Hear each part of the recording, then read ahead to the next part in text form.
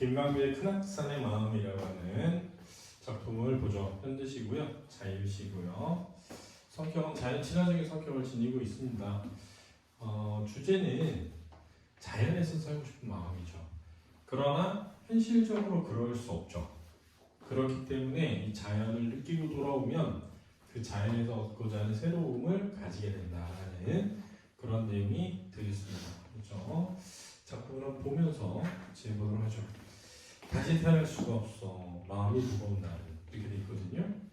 자, 그런데 선생님 전에 한번 얘기했잖아요. 우리가 대비에는 봐봐. 대비에는 의미 대비와 감각 대비가 있다. 생각나니? 그치?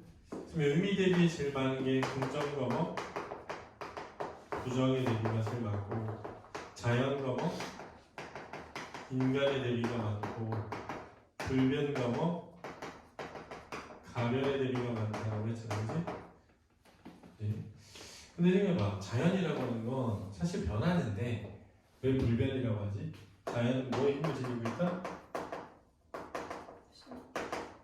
순환의 힘을 가지고 있다고. 그래서 봄에 피어나 여름이 되면 자라. 그러다 가을이 되면 쇠락해. 그런데 겨울이 되면 다 없어지는 것 같은데 다시 뭐가 돼? 봄이 되는 거죠. 그러니까 순환의 힘을 지닌 자연이야. 근데 인간은 태어나 죽어. 그럼 다시 태어나가 있어 없어? 안 되잖아. 그래서 나오는 게 인생 무상이고 그 같은 말이 뭐 유한 함이지. 그래서 이러한 테마로 시가 진짜 많이 쓰여진다고. 그러니까 봐. 다시 태어날 수 없어. 그게 인간의 숙명이죠. 마음이 무거운 날은 마음이 무겁다. 근데 사실 마음은 무게가 없어요. 그래서 추상적인 마음을 구체적으로 형성하는 거야. 그렇지? 추상적인 마음을 구체적으로 형성하는 거야. 편안한 집을 떠나 산으로 간다. 그랬거든요. 잘 생각해봐. 집은 뭐가 편해? 몸이 편한 곳이죠. 집은 몸은 편하지만 마음은 편하지 않은 곳인 거지. 그렇지? 산으로 간다. 그러니까 뭐의 이동이 드러나? 뭐의 이동? 그렇지. 공간의 이동이 드러나죠. 그래서 이 시는 공간의 이동에 따라 시장 전개되고 있어. 그렇지? 집에서 산으로, 산에서 다시 집으로. 그렇지? 이런 걸 이제 원점 회귀적이다. 이렇게 얘기했는다. 원점 회귀적이다. 이렇게. 큰악산 마루통에 올라서면 공간의 이동이죠. 세상 온통 제멋대로 널려진 바위와 우거진 숲을 너울대는 굴참나무 잎 사이로 살쾡이 한 마리가 지나가고 썩은 나무 등걸 위에서 햇볕을 쬐는 도마뱀 땅과 하늘을 집으로 삼아 몸만 가지고 넉넉히 자라가는 저 숱한 나무와 짐승들 그랬거든요. 자연에서 만나게 되는 대상들을 열거하고 있어요. 근데 자연에서 만나게 되는 이 대상들의 가장 중요한 특징이 뭐냐면 제 멋대로입니다. 그렇죠? 제 멋대로라는 겁니다. 자, 그래서 제 멋대로라는 말은 우리는 일반적으로 부정적으로 쓸 수 있잖아요. 그죠? 제 멋대로라는 말이 사실은 자연이죠. 스스로 그러함 이거든요. 스스로 그러함. 저절로 그러함 이런 거거든요. 자기 마음대로 그러함 이런 뜻이거든요.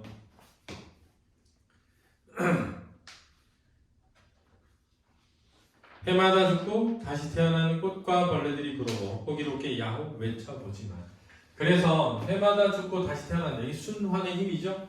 순환의 힘을 지닌 자연에 대한 부러움이죠. 야호하고 부르지만 청각적 이미지죠. 산에는 주인이 없어 나그네의 목소리만 되돌아올 뿐. 자, 그래서 산에는 주인이 없다. 이것도 또 중요합니다. 그렇죠? 집에는 주인이 있죠. 집주인이 있잖아. 그지? 그러니까 자연은 누구의 것이라는 게 없다는 거죠. 이것도 대비입니다. 인간과 높은 봉우리 올라가도 깊은 골짜기에 내려가도. 그랬잖아요. 대구적 표현이죠. 대응하는 구절을 마주 세워놨습니다. 또 상승과 하강의 의미가 모두 있죠. 그죠? 산에는 아무런 중심이 없어. 네, 중심이 없다는 주인이 없어랑 같은 겁니다. 산에는 주인이 없어랑 산에는 중심이 없어는 같은 거예요. 그렇죠? 이게 긍정입니다. 그렇죠? 누가 소유하지 않았기 때문에 누구나 소유할 수 있죠. 이해되니? 어디에도 중심이 없으니까 모든 것이 뭐가 될 수 있어? 중심이 될 수 있는 거야. 알았지? 어디서나 메시지를 지저귀는 소리, 청각적 이미지죠. 여울에 섞여 흘러가고. 자, 소리가 여울에 섞여 흘러간대. 청각적 이미지에 시각적 형상이니까 공감각적 이미지죠. 짚푸른 숲의 냄새. 자, 짚푸른 숲의 냄새, 냄새가 푸르대. 공감각적 이미지죠. 됐니? 짚푸른 시각, 냄새, 후각이니까 후각의 시각화. 위에는 청각의 시각화, 밑에는 후각의 시각화입니다. 서늘하게 피어오른다. 자, 냄새가 서늘하대. 냄새가 서늘하대. 후각의 촉각화죠. 그렇죠? 피어오른다는 시각하고 하나니 공감각적 이미지야. 나뭇가지에 사뿐히 내려앉을 수도 없고 내가 화자가 나뭇가지에 사뿐히 내려앉을 수도 없고 그렇지? 새처럼 바위등에 엎드려 잠을 잘 수도 없고 이끼처럼 그렇지? 낙엽과 함께 썩어버릴 수도 없어서 산에서 살고 싶은 마음 남겨둔 채 떠난다. 그리고 큰악산에서 돌아온 나는 이런 걸 이제 행간 걸침이라고 해요. 그리고 같은 게 행과 행 사이에 걸쳐 있는 거거든. 큰악산에서 돌아온 나는 이름 없는 작은 산이 돼요. 자, 동화죠.